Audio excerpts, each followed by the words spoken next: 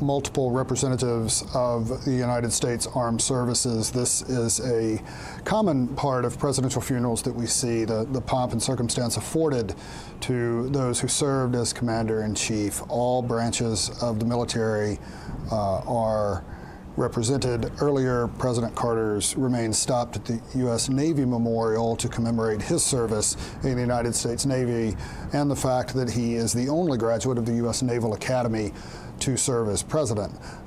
But any American president, regardless of their military service, regardless of which branch, if they did serve, would be honored in many of the ways that we are seeing today with processionals, with musicians and honor guards and formations representing the United States military that our former presidents once led as Commander-in-Chief.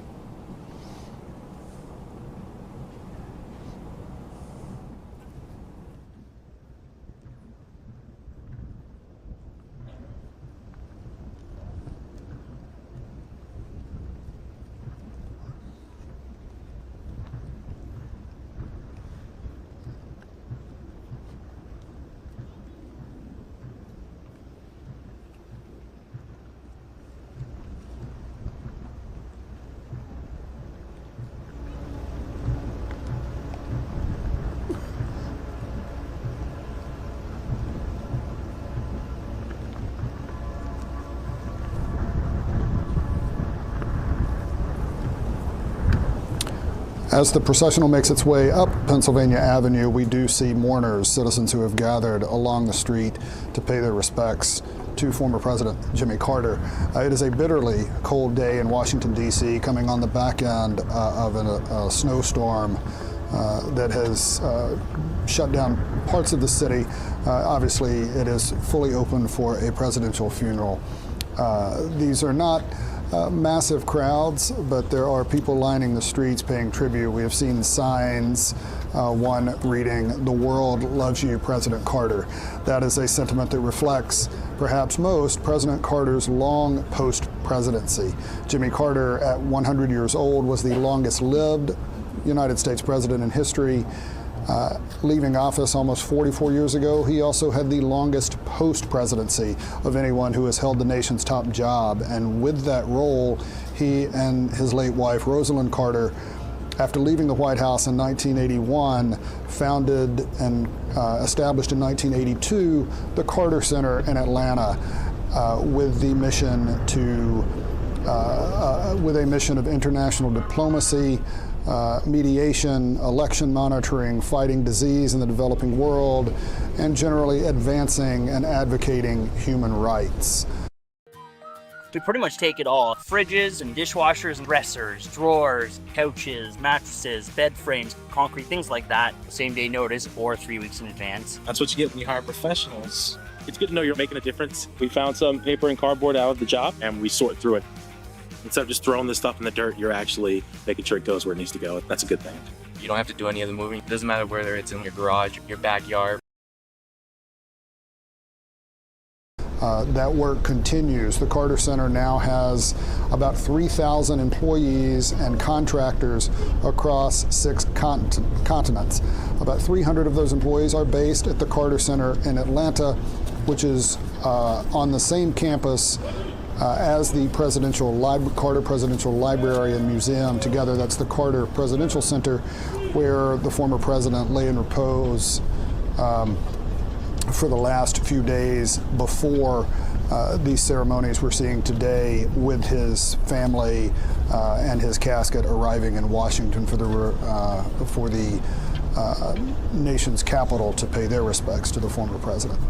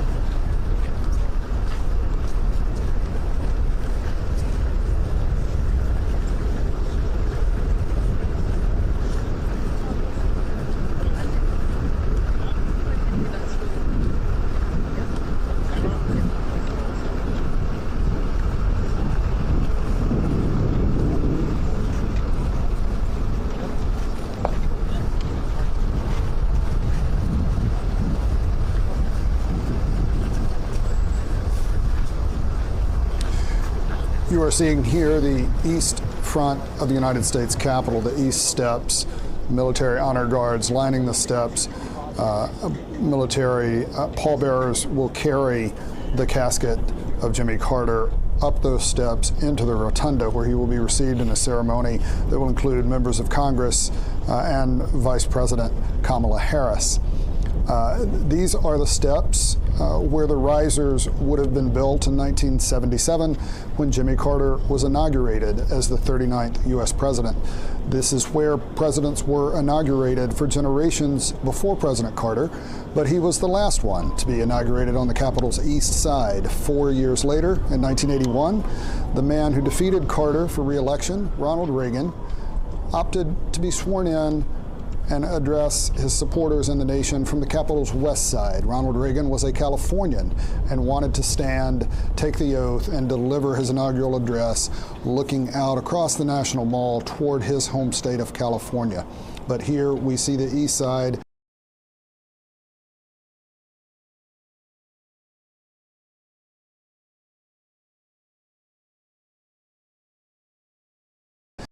Where Jimmy Carter was inaugurated nearly a half century ago as the Georgia governor, Washington outsider, who surprised the establishment in this city by ascending to the nation's highest office.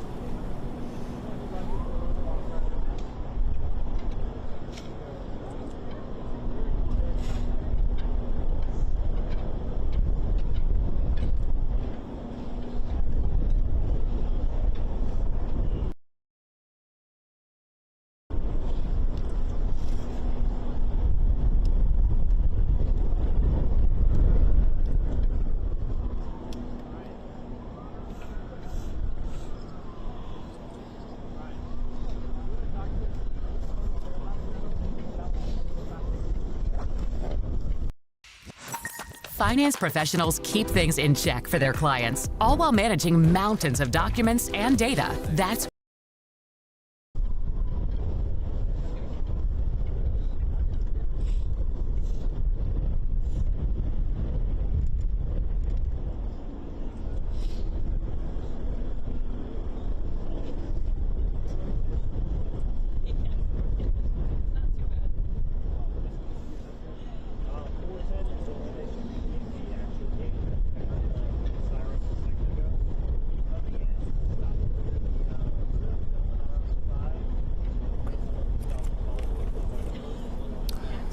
We're again still looking at the East Capitol steps, where Jimmy Carter will be carried to lie in state in the Capitol Rotunda. And this scene and the entire proceedings today in Washington are a chance to take a fresh look at how remarkable it was to see someone like Jimmy Carter become president.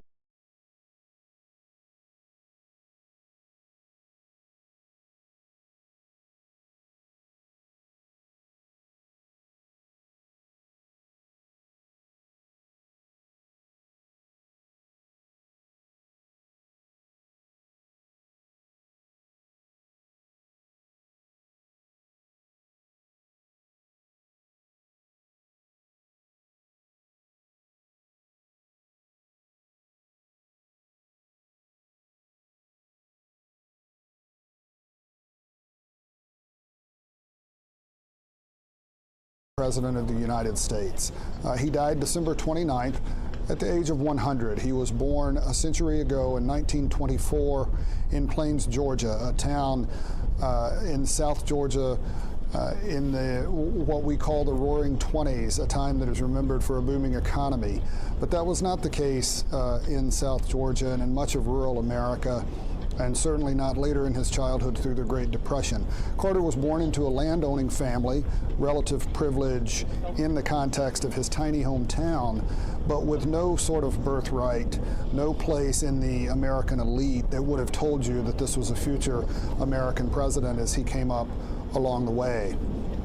He was elected to the state Senate in Georgia in 1962, ran for governor in 1966 and lost, was elected to that office 4 years later to that point, had never met another United States president. The first president he met was very briefly at the White House when Richard Nixon hosted U.S. governors for a reception. And Carter, as part of his Democratic Party's national campaign in 1972, helped organize what we generally call the coordinated campaign around the country. And in that role, he got to meet several of the Democratic candidates for president running in 1972 and decided that they were no more talented and no more special than he was.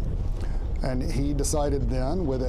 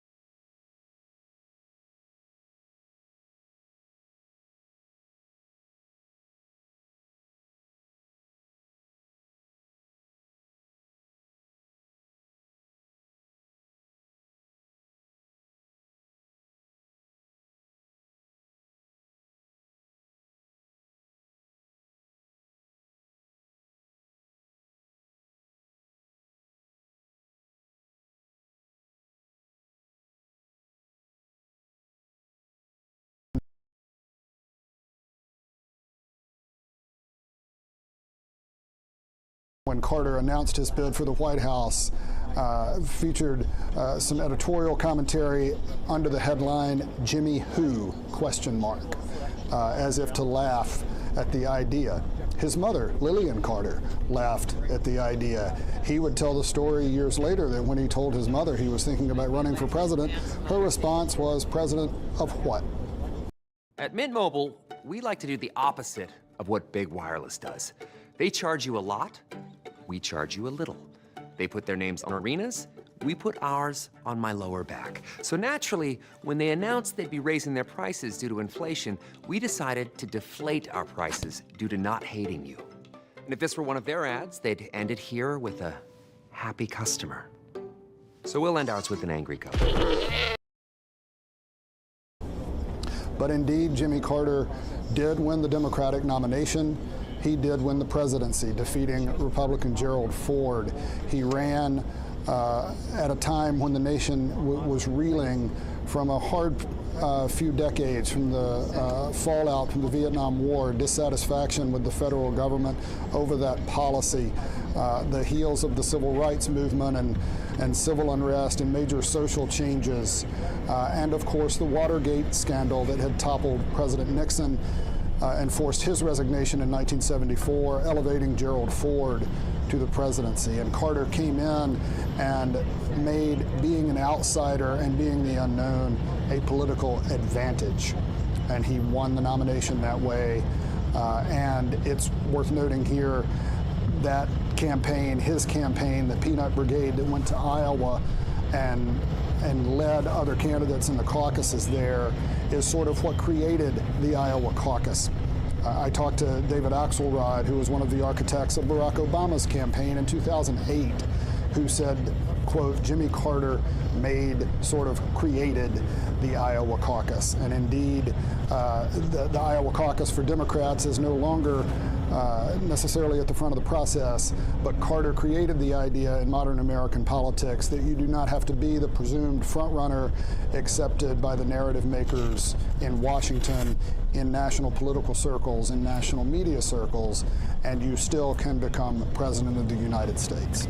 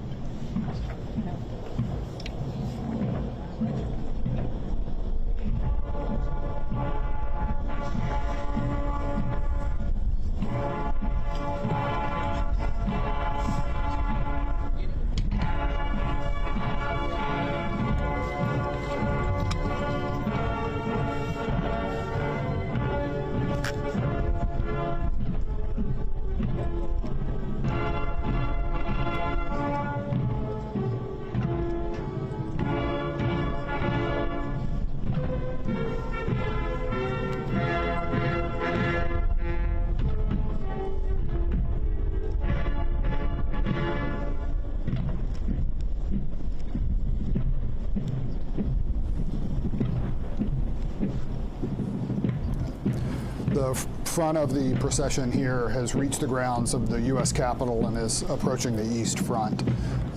We see the military band there, and it will not be long before the horse-drawn caisson is stopped in front of those east steps, and we see President Jimmy Carter's remains carried into the rotunda.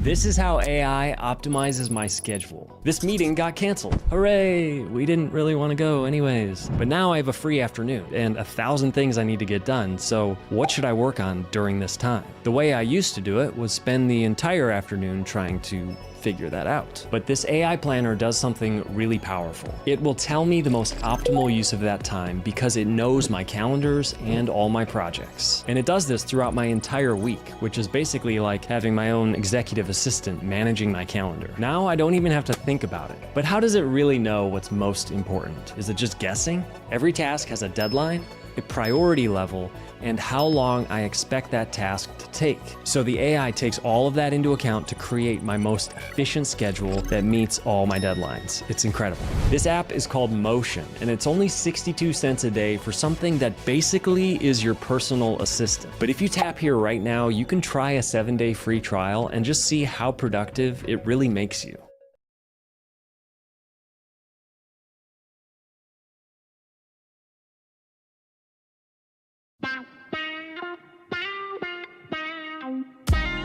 When you hear music like this, you want to take your clothes off. All 17 winter layers of them. That's the sound of a triptease.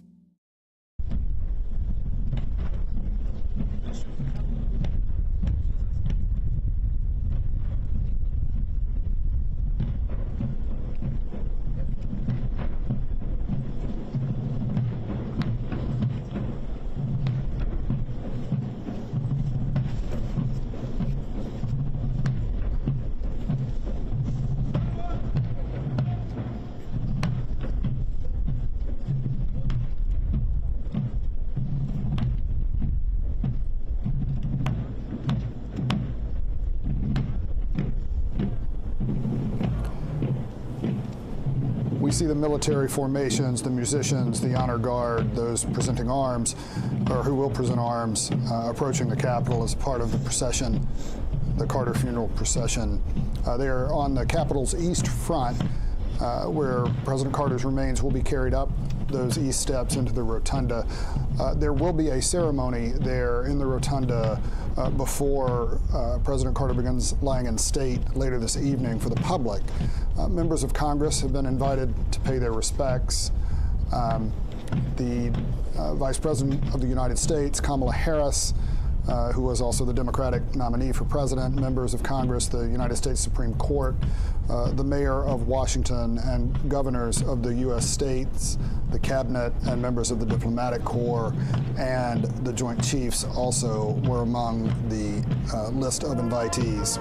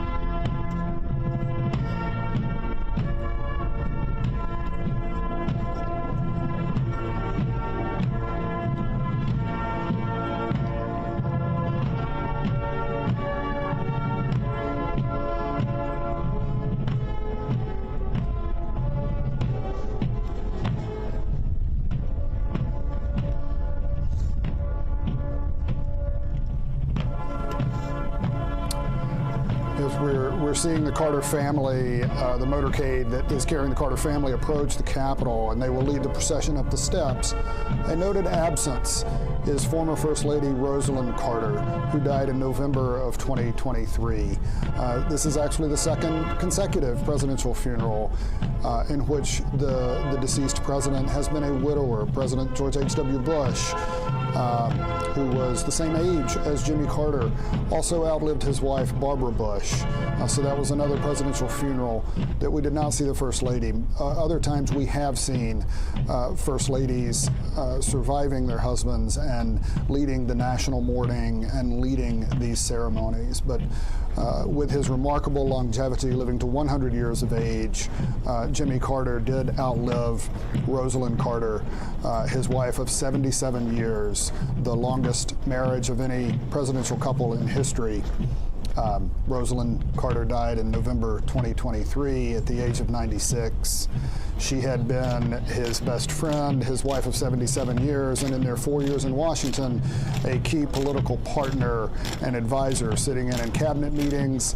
She expanded the role of the First Lady, establishing an office in the East Wing with the president's blessing, and was a confidant for him privately, an ambassador for him publicly, on the campaign trail, internationally, on trips, and a seamless part of a Carter partnership in politics, climbing the ladder in Georgia, in the United States Capitol city as President and First Lady, and in their many decades after the White House at the Carter Center. But we will not, she died in November of 2023, leaving President Carter to the final chapter of his own life.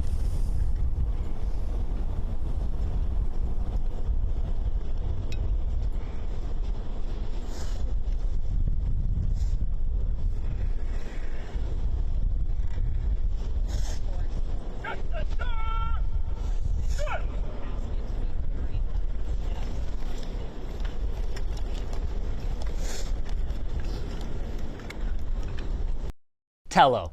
Are you tired of feeling like you're stuck in a phone plan that doesn't meet your needs or is too expensive? Meet Tello Mobile's Build Your Own Plan. With Tello's Build Your Own Plan, you can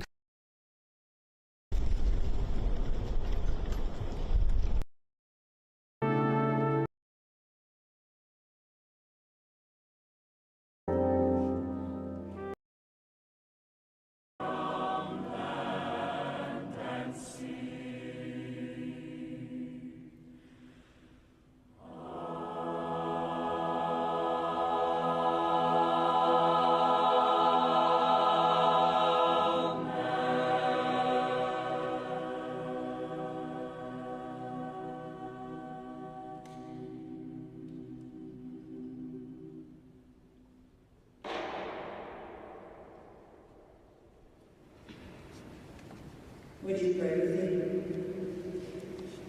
Holy and loving God, receive into your eternal joy your good and faithful servant, James Earl Carter, Jr. Reward him richly and grant him your own well done for his humble and honorable life, worth far more than the many accolades and attributions we have gladly given.